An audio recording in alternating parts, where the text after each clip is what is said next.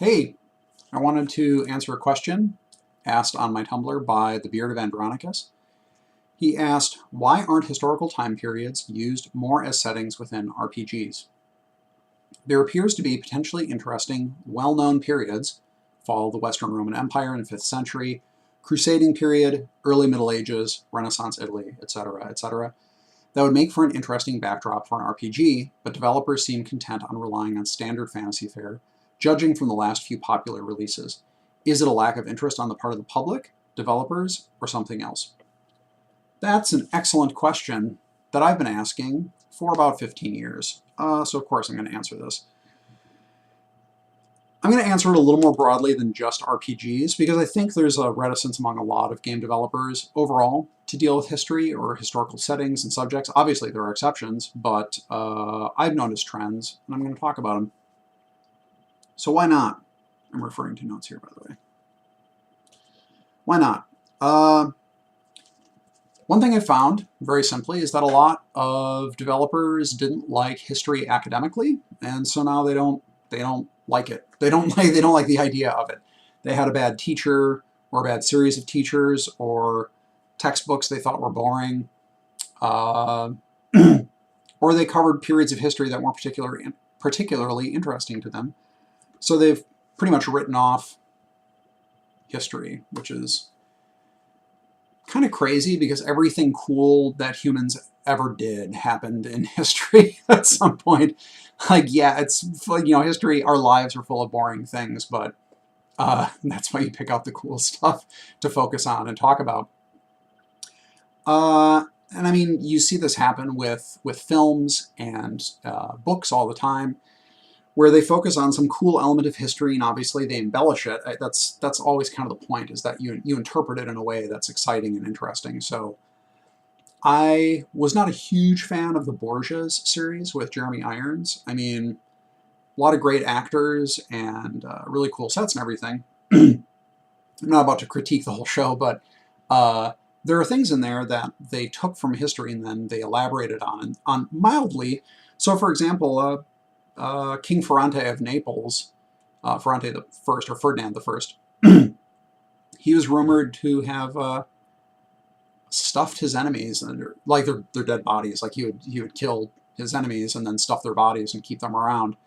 And so they have this insane dining room in the show. They have this dining room full of corpses, which is like insane. But it's based on a historical.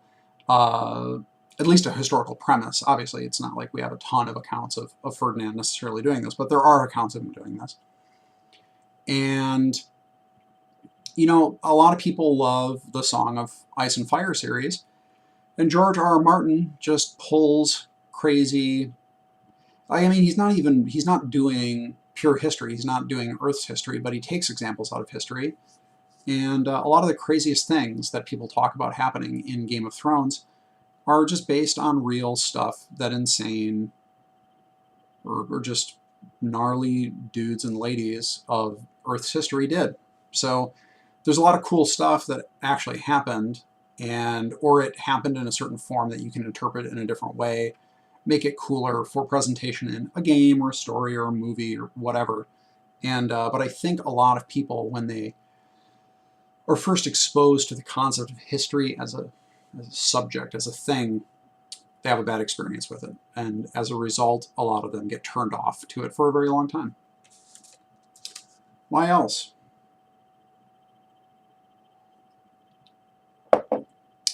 I found there's an attitude that a lot of people think that, and when I say people, I mean developers. A lot of developers think that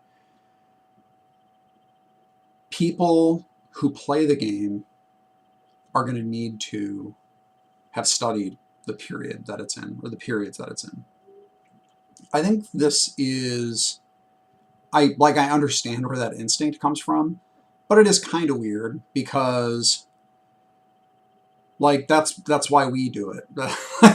That's why we do the research, right? Like, the first time you play a Forgotten Realms D&D game, you don't need to know who Elminster is, or Drizzt is, or anybody who, when you play D&D, you don't need to know who Mordenkainen was. Like, you don't, that's all lore that, the people who made the game made up and they put in there, and then you play it and then you learn it. So it is kind of a weird thing. There's an expectation that with history, unlike fictional, say, like, holy moly. So at work at Obsidian, there's a mini library of Star Wars, or not a mini library, it's like a library of Star Wars books and lore and all sorts of crazy stuff. And I think Chris Avallone read like all of it, like just all of it. And I mean, it was like he took a bunch of courses on history. So like we do the research, whether it's a fictional setting or it's a real world setting, we do the research so that we make the world interesting and compelling. And then when you go through it, then you learn all the stuff and you go like, oh, wow, cool. Like now I know all about the Old Republic, or now I know all about the Roman Republic, or whatever it is that we did the research on. But there is this attitude that if you are not super immersed in history, if you play in a historical setting, you're going to get lost, which I think is really weird. And certainly there are examples where that's absolutely not true. I think one of the best arguments for historical settings in games in general is the Assassin's Creed series. I have liked certain entries in the series and disliked other entries, but what I've loved about them overall is that they expose people to a lot of history. Obviously they go, especially the later games, go really nuts with a lot of the historical elements, like everybody's a Templar and an assassin, or they're involved in their crazy conspiracies. But they do expose people to a lot of stuff that they wouldn't have been exposed to. And a lot of it is very, it's opt-in stuff. So for example, Assassin's Creed 2, you're walking all over these cities in Italy, and yeah, it's just kind of like, okay, well now you've been exposed to all these people and these landmarks. And at any point, like you're walking all around these cities, you can just press a button and learn like the real history about it. And that's super cool. And you don't have to, though. You absolutely do not need to learn that stuff to play the game, to understand what people are doing or why, what you're doing in the story, why people are doing the things that they're doing. But there is a historical context there, and you can dig deeper into it and then learn more, and that's cool. And I don't think that's any different from fictional settings. You encounter someone from some secret society in a side, Forgotten Realms supplement, some subgroup within the Zentarum, or like, oh, this is a special fighting order of Torm, and, like, whatever. Like, you don't need to know that, but it's like a reference that gets dropped, and then you can read about it and learn about it more if you want to. So, like, as an example, so I was thinking about Darklands, which is probably my favorite historical game, and one of the reasons why I became interested in history. So, there's alchemy in Darklands, and alchemy is not presented like normal D&D magic. It's something where you make potions and then you use the potions to do stuff, which is that's a very historically grounded conception of wizards, or of doing magic. Doing magic is a thing that dudes and ladies, mostly, let's be honest, dudes in the Middle Ages, are not like wiggling their fingers and shooting lightning bolts out. It's kind of about knowing how to put the powers of natural things, or the sort of the energy of celestial bodies at specific times, into objects, and then those objects do things.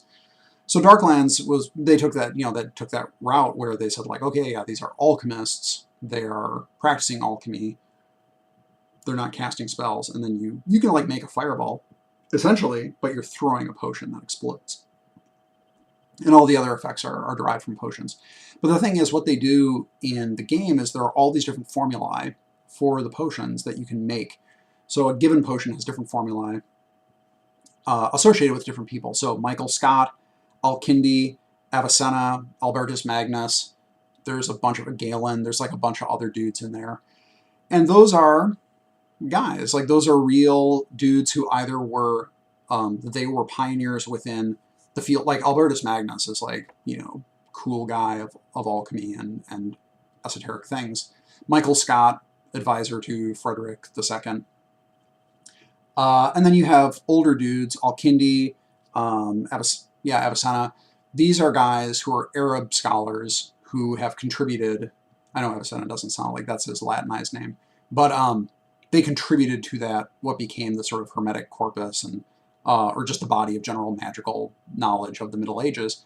And like, you don't need to know that stuff. Like, you don't need to know who Albertus Magnus was. You don't need to know who Al-Kindi was. Like, you can just know the names, and it's like Mordenkainen. Like, I don't need to know who Mordenkainen was to cast Mordenkainen's Faithful Hound or any of that stuff. But I can learn more about him. I can be exposed to him and be like, oh, like, who is this dude? And that's really cool. The saints are presented in Darklands. It was a huge list of saints. It's 15th century Catholic time in the Holy Roman Empire. And so you can pray to saints and get special powers through their intervention, which is cool. Cool mechanic. Again, you don't really have clerics in the sense of the D&D sense. So it's a very historical sort of conception of praying to saints for their intercession, praying on their feast day for a discount. You know, so they're reinterpreted in the context of the game, but you don't, before you play the game, you don't need to know, you know, who St. George was, or what, you know, he's the patron saint of, well, now he's patron saint of England, but, you know, he's associated with dragon slaying and all sorts of other stuff, and you don't really need to know that when you start playing the game. When you find him, you look at him and you're like, oh, cool, he gives cool bonuses against resistance to fire and riding a horse and all this other stuff.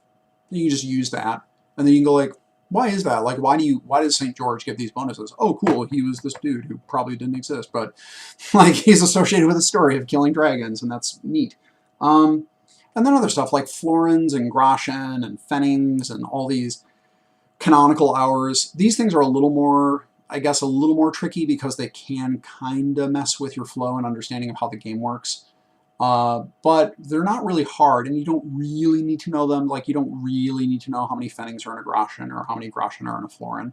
And you pick it up pretty fast when you start playing the game. And the same thing with the canonical hours. Like, you don't really need to know all their names. And it's very cool for immersing you in the world, I think. Anywho, I've talked long enough about that. And the last one is they just think no one wants to play them. Like, a lot of developers just think, yep, nobody wants to play historical games. They just, no interest. That's wrong. Like, it's just, you know, and every time someone says that, I say that's wrong. It's not true. There's no proof of that. The entire Assassin's Creed series immediately just by itself proves that wrong. Paradox has practically made not an entire company out of it, but there's certainly, like, they're really playing strongly to that niche.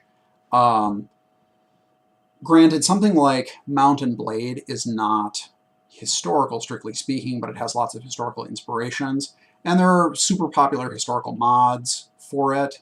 The Age of Empires series was insanely successful. It's historical, and it's cool. It's cool to run around with Teutonic Knights and Mangudai and crazy samurai and trebuchets blowing crap up. Like, that's fun to do. And it's not to say that fantasy stuff is not also fun, but it's just variety, and I don't think that people are especially... I don't think people have an inherent aversion to the... You just have to present it in a cool way. And I guess the fear is always like, oh, you know, your historical setting is going to be presented like Mr. Johnson's History of America class in 8th grade, and it's going to be stupid. Like, let's assume that as game designers we're gonna make it fun. Like, that's we're not gonna say, oh, it's a historical setting, so everyone make it super insanely boring. We're gonna try to also make it fun within the context of history. Yeah, but that attitude really is prevalent, and it's easily disprovable. You can point to mainstream to niche. You can say, like, look, there's plenty of real world and definitely historical settings where people love it. They think it's really cool. You can take it in lots of different directions. I mean, some of them are played strictly, purely historical, like there's no embellishment. And then you have crazy conspiracy theory stuff like Assassin's Creed, which gets wilder and wilder over time, and it's tied into this sort of sci-fi context. Maybe you don't dig that. That's fine, but you can do different stuff with history. So, oh, I should have said this at the beginning. I'll probably put a link at the beginning, but I'm going to talk about it. There is a historical RPG on Kickstarter right now. I don't know the people involved with it at all. Like, I have no association with them at all. It's one of the few historical RPGs I've seen. It's called Americana Dawn. They got 16 days left in their Kickstarter. If you like JRPG style games, check it out. If you like early American history, check it out. Looks pretty cool, looks pretty involved, neat stuff. Again, if you're interested in historical RPGs, give it a whirl. Now I'm going to talk about some history books that I like, that if you have not really gotten into history, maybe you could try some of them. Maybe. Some of these are a little more academic than others, like they're not light reading, but I'll try to qualify that.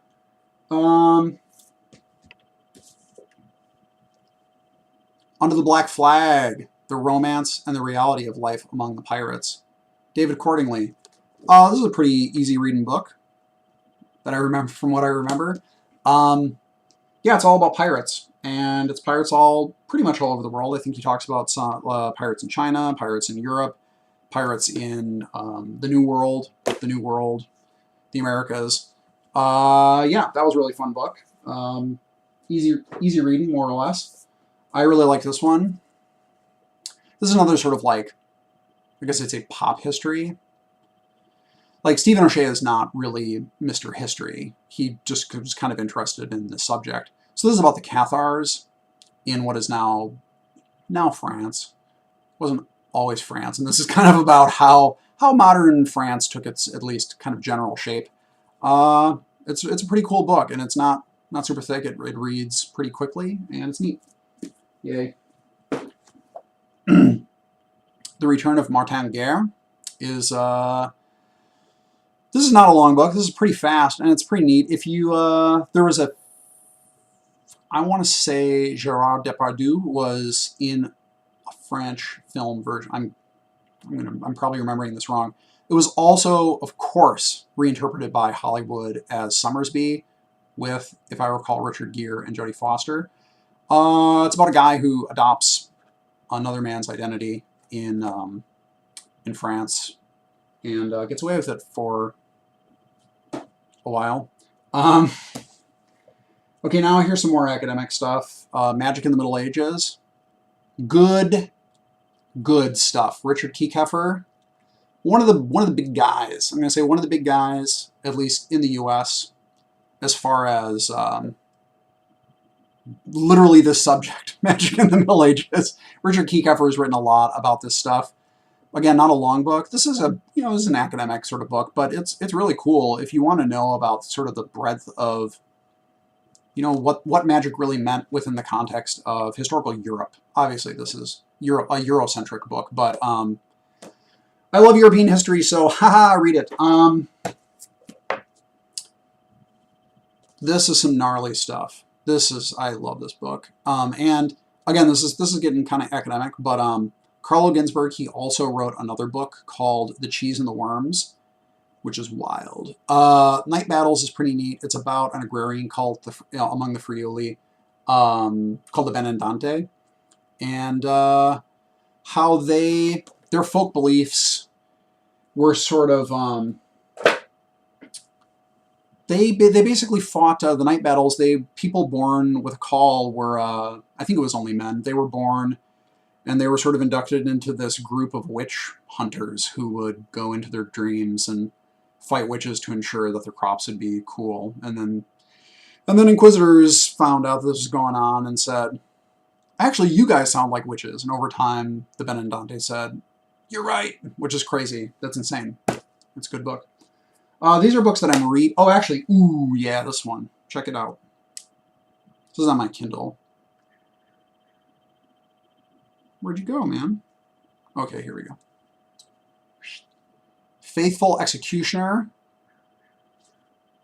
Life and Death, Honor and Shame in the Turbulent 16th Century.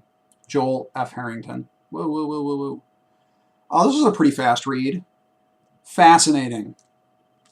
Really fascinating book. It's what it says. Is the official executioner of Nuremberg in the 16th century, who kept a log of increasing complexity and narrative descriptiveness over time. And it's a really fascinating, it's one guy. It's basically just about that one guy, but it puts him into the context of the evolution of state punishment and the station of the person who had to perform the punishment to the state and how they were reviled in their time. And it's good. It's a good book. This is the book I'm in the process of reading. It's hard. This is a dense book. Very interesting. Islamic Spain. Cool subject. Rich history. A lot of stuff here. There's also another book about Spain I read called Spain, the Root and the Flower. Crow, I want to say, is the author. That's a general overview. It's a long book, but it's a general overview of Spanish history and how it kind of eventually formed a national identity, which is interesting. It's good. It's good! Good book! All right, there's another book I'm reading. I'm going to recommend. Unlocked Books. Manuscripts of Learned Magic in the Medieval Libraries of Central Europe. Benedict Lang. This is part of a series, also that Richard Kieckhofer is part of. Holy moly. It's the Magic in History series. So this is interesting because it's specifically about Central European books on magic, which are defined by the author as Central Europe in his definition, just for practical purposes, is Poland, Bohemia, and Hungary, which is cool. And then this one, the Picatrix. This is sort of a source text. This is believed to have been originally a bunch of Hellenic Greek, old Greek texts that were then translated and adapted into Arabic, and then in the, I think, 10th or 11th century, were then translated from Arabic into Latin, and became the basis of a lot of image magic or talisman magic. There's lots of different ways you can, I guess, define it, but using astrology and suffumigation and symbols carved into amulets and stuff to make magic, which is pretty fascinating. And yeah, and I got a whole bunch of other books here I'm not going to go through because I realized I've been rambling for a while, but there's a lot of ways to get interested in history. If you're not really interested in reading about history, I don't think that history would make it bad. Historical settings would be cool for RPGs. I still hope that someday I can work on a historical RPG because it's kind of been something I wanted to do for my entire career, and I hope if I'm not able to do it, I hope I can at least play some more because some of the best times I've ever had are playing historical games. So thanks a lot for watching.